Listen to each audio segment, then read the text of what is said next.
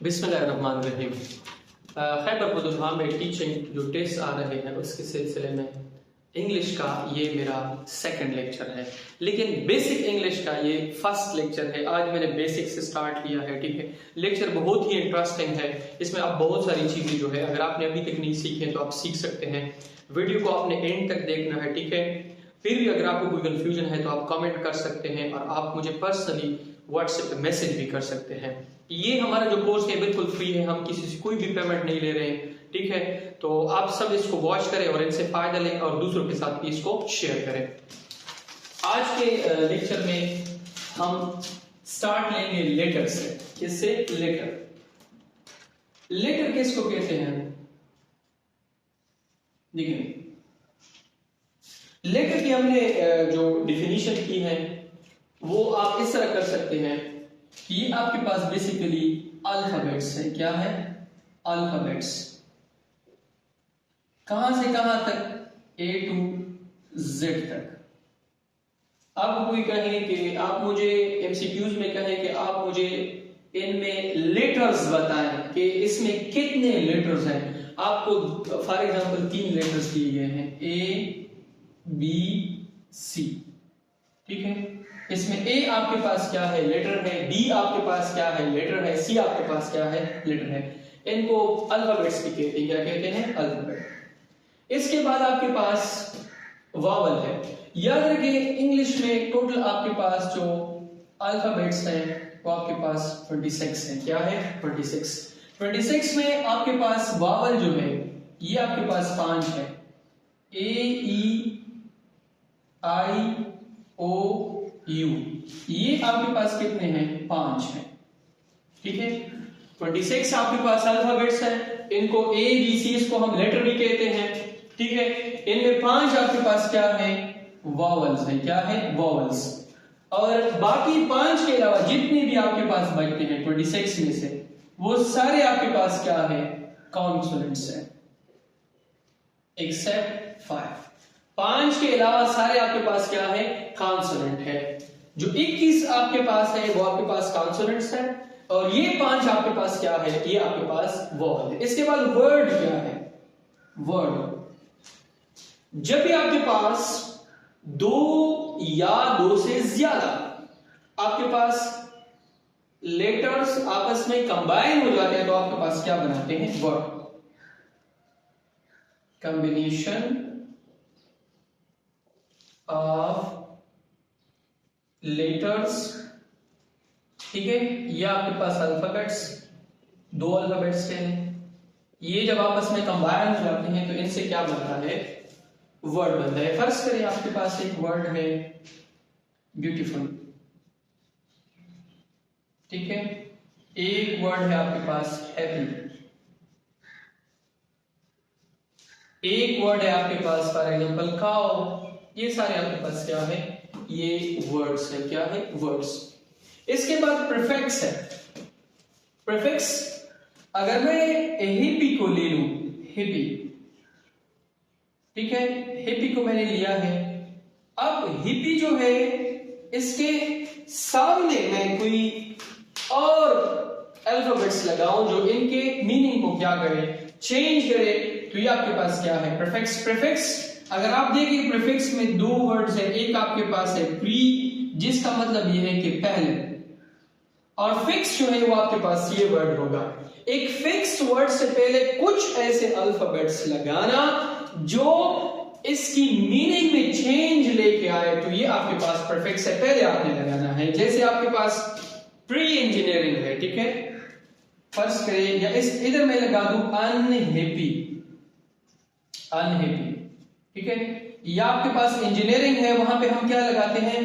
Pre engineering या pre medical.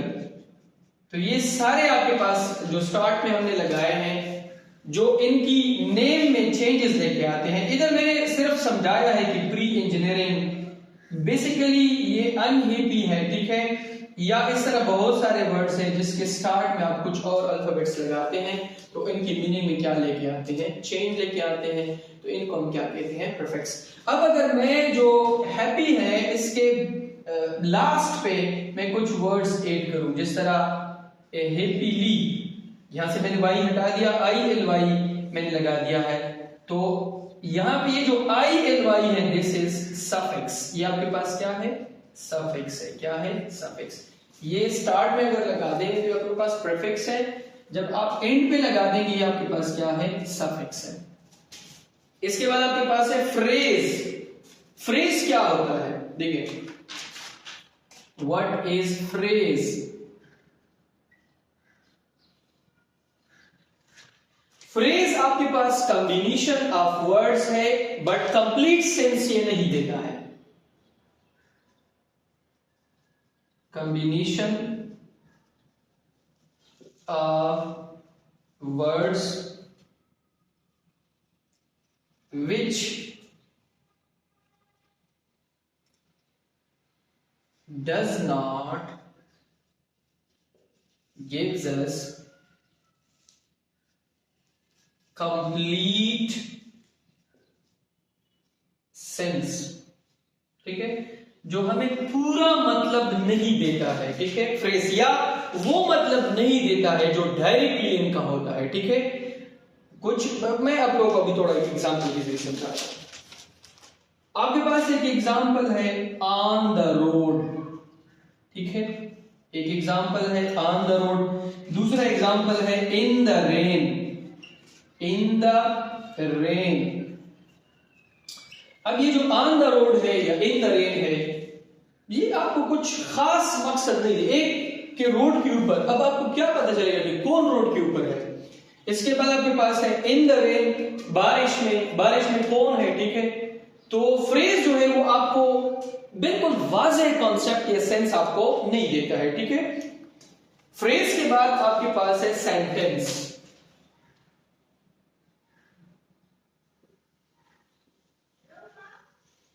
Sentence के दो पार्ट्स होते हैं। एक आपके पास होता है सब्जेक्ट, एक आपके पास होता है प्रेडिकेट।